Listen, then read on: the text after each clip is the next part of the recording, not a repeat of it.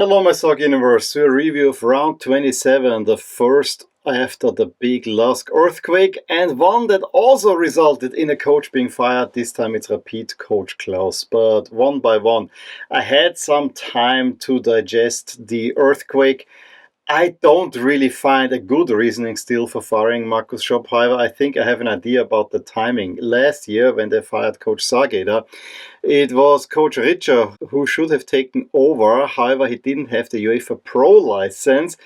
That's why LASK got denied the license. And so this time they actually waited until the licensing procedure was done to actually fire, because I think Markus Schopp could have been fired right after missing out on the championship round or after losing the cup semi-final against WAC. However, I still feel that he has done good work in winter and the team started to gel. Was it exciting? Maybe not, but you could feel there was a team there. And yes, there were many fans who were already yelling, "Schopp out." I don't know where this came from, because you had to be patient, but seemingly the club leadership was listening to that. Of course, now many fans are saying cancel your season ticket and all these kind of things. I guess this is part of being a LASK fan. I mean, every spring some coach gets fired at LASK, and has been for the last 5 years. And it's not the first time that I'm absolutely stunned. I shouldn't be stunned anymore. This is the club that I support. It's just galling, because you know that you need consistent leadership up top and also a good structure and consistency at the coaching position. And you invested in Markus Schopp. You gave him also a contract in 2027, so you have to pay out another coach. That doesn't help.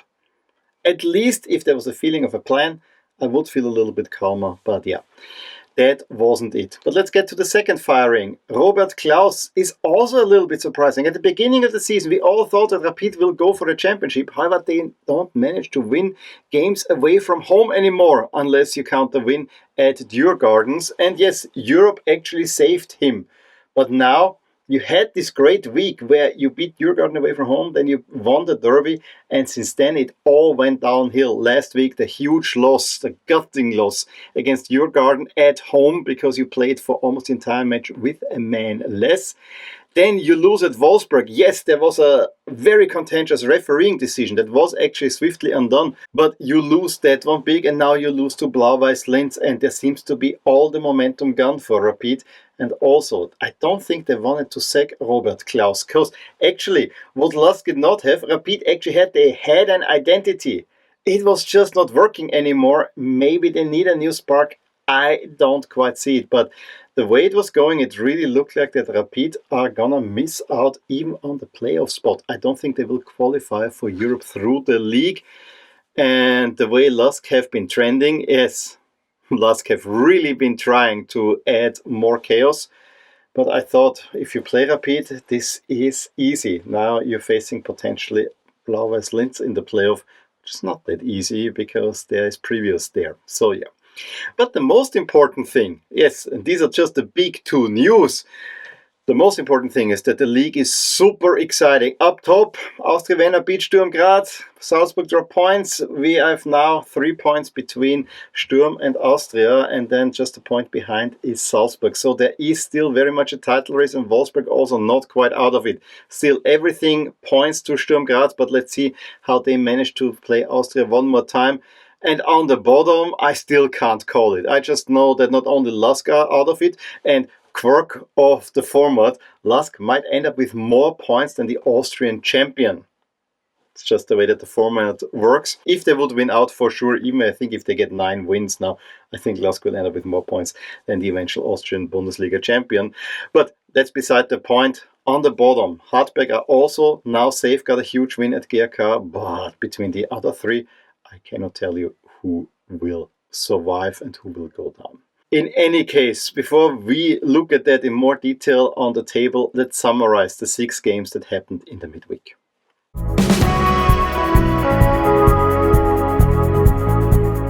All the small green shoots that GRK have been showing since Ferdinand Feldhofer took over were completely out of the window in their matchup at home against Hartberg, losing 3-0, and especially in the second half there was almost nothing coming, whereas Hartberg coach Schmidt made the right decisions, brought on Mijic at the halftime, and he was promptly rewarded as Mijic scores a brace. The first goal came after a nice Afdiay assist in the 58th minute. Afdiay himself then scores the second goal. However, he was offside and not even VAR could detect that. Absolute stunner. Then Schriebel sent off the 9th red card for GRK. That's a Bundesliga record.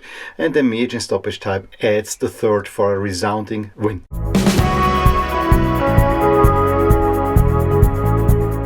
In Innsbruck, we had a major matchup between WSG Tirol and Altach, a West Derby if you would like, but this is a West Derby light in all regards. And Altach, as you would expect, not only brought tons of fans, because the way is not that far, but also dominated the game for most of the time, had chances, and again it is Lukas Friedrichs who stands out as the guy who gets at the end of chances, however does not manage to convert them. And so it's a beautifully played, absolutely gorgeous attack by WSG, who get the ball high up, and then the ball comes over to Skröber, who lays it back nicely to Valentino Müller, who puts it into the net. Absolutely gorgeous goal, and then they hold on to that. There was also a real downer as Dietz, who had just come back from injury on the shoulder, suffers another injury and is out for the rest of the season.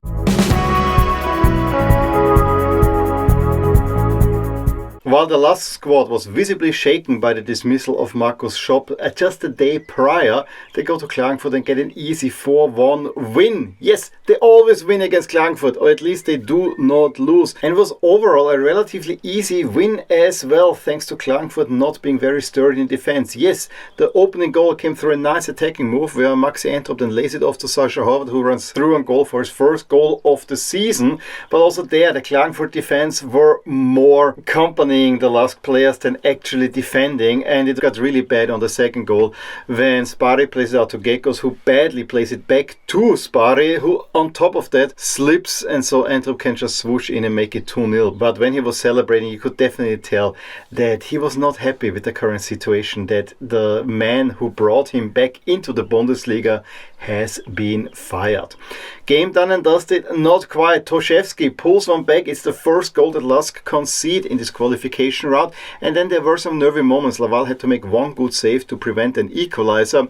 And beginning of the second half, you thought again that LASK might be on the back foot, and Klagenfurt did try. However, then there was a really nice attack via Danek that Entrup scores his second goal of the evening, his 10th for the season, so he's in double figures already, more or less seals the deal. Then if LASK would have had more clinically finished, this result could have gotten really ugly.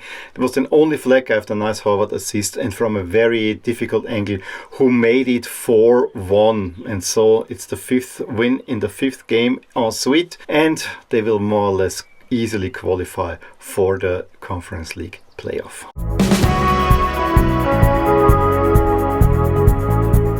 The other Linz team won as well, with Blau-Weiß Linz ending their 4-game losing streak in the championship round by beating Rapid 2-1 and moving within 1 point of 5th place Rapid. More bad news for Rapid. Blau-Weiß playing typical Blau-Weiß style, getting the 3rd win in the season already against Rapid, but just being clinical. Seidel already hit the crossbar, and then Ronny Waldo uses a miscommunication with Hedel and his defenders to then convert the Diabate assist for the first goal in the 24th minute. Yes, Rapid did create more chances, however it was easy for Blau-Weiß to score. Simon Seidel, 47th minute, 2-0, and you really didn't feel that there's much coming from Rapid.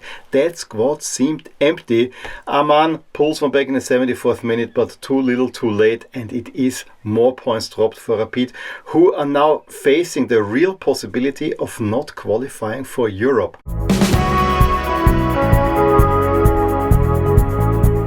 Salzburg miss out on a big opportunity to knock Wolfsberg out of the title race by managing only a 1-1 draw at home. Wolfsberg score early in the 7th minute through Tiano Ballo after an Ullmann assist, and then more or less were hanging on, but there was really not that much coming from Salzburg, at least in the first half. Wolfsberg seemed comfortable. The second half though, a lot more pressure, and then Gloch assists Yeo, who with a beautiful shot gets the equalizer for Salzburg in the 68th minute. There was also a major situation again where a clear penalty foul on Vertessen was not given. Another highly contentious situation involving the referees in the Austrian Bundesliga, and so it's also because of that Salzburg only managed a 1-1 draw.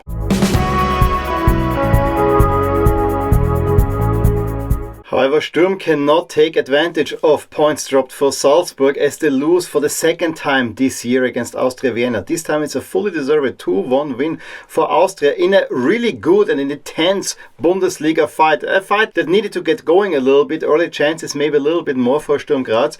But then Maurice Malone opens the scoring in the 40th minute to the delight of the big crowd in the Viola Park. However, just 5 minutes later, Maurice Johnston gets the equalizer, and so it goes level into the halftime break. Ahead of that goal was a throw-in that did not look all that right, to be honest, but yeah. Enough of the discussion surrounding the referees. But Austria Vienna showed another good performance, a gutsy performance, and fought themselves back into the game. It was a nice attacking move that in the end Prelec taps home for the winning goal in the 61st minute. However, there were only a few nervy scenes thereafter. There was one clearance by Dragovic on the line, but this was really Austria finally finding the spirit again and putting themselves back into the title contention. However, now you need to follow it up with at least a point against Sturm Graz.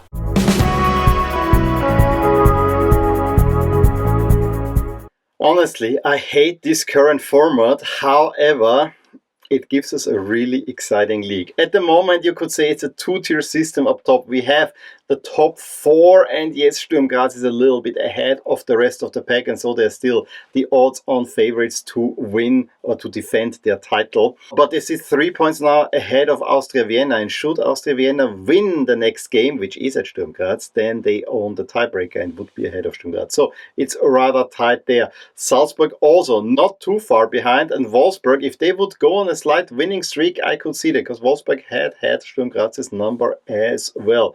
And then on the bottom, Rapid only have a single point ahead of Blau-Weiß Linz, and they have lost every single game against a small team from Linz. Definitely not beyond Blau-Weiß Linz to peep Rapid. On the bottom, LASK safe. Hartberg, I think, is also safe, especially when you consider that the bottom four are all within 4 points and are still very much battling each other. I think the 8 points cushion to the last place for Hartberg is enough. Altach at the moment look not right, but they're playing well, which is something I cannot really say for GRK. Tirol might have gotten the big win, but now they need to follow it up with another game against Altach, where they better not lose. So yeah, and Klagenfurt, I'm not quite sure. There are also some rumblings. The Peter Packold, who has been keeping up Klagenfurt, is about to get sacked, and with the license, although that seems to be a done deal. Yeah, not rosy looking either. So it's really, really hard to tell. At the moment, my model and also my gut feeling says GRK, which would in a way be a little bit of a shame.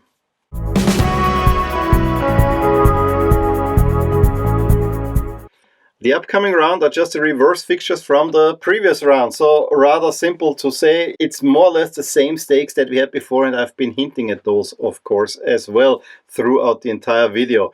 LASK Klagenfurt at home. You would expect another 3 points. At this moment, I totally do so. However, you never know with LASK sometimes.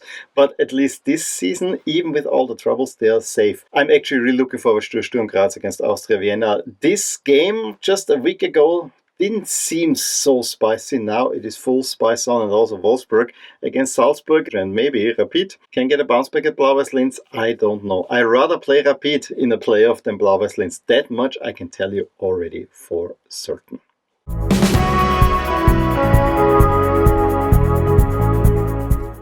So these are my few cents, a little bit late. I had to do work. I also had very slow internet. The weather is bad, so that's why it took a little bit longer. But these are my thoughts, and you get them just ahead of the next round. Please let me know what you think about all the hirings and firings in the Austrian Bundesliga, the format, and where do you think the league will end up? Who will go down? Who will become champions? Can Austria Vienna really pull the upset? I'm curious to see that. I still would say it's the Graz teams that will finish top and bottom. I think that's how I feel at the moment, but can change anytime. Any case, please let me know in the comments below. Give me a thumbs up if you enjoyed this video. Subscribe to my channel if you want to see more videos like these. We'll talk to you soon about more things in my Austrian Bundesliga universe. Bye! Hey there, I really hope you enjoyed this video, and if you did, here are some videos and playlists that you may enjoy too. Also, please consider subscribing to my channel and hit the little bell icon so you get notified whenever something happens in my soccer universe. And with that, have a wonderful day. Bye!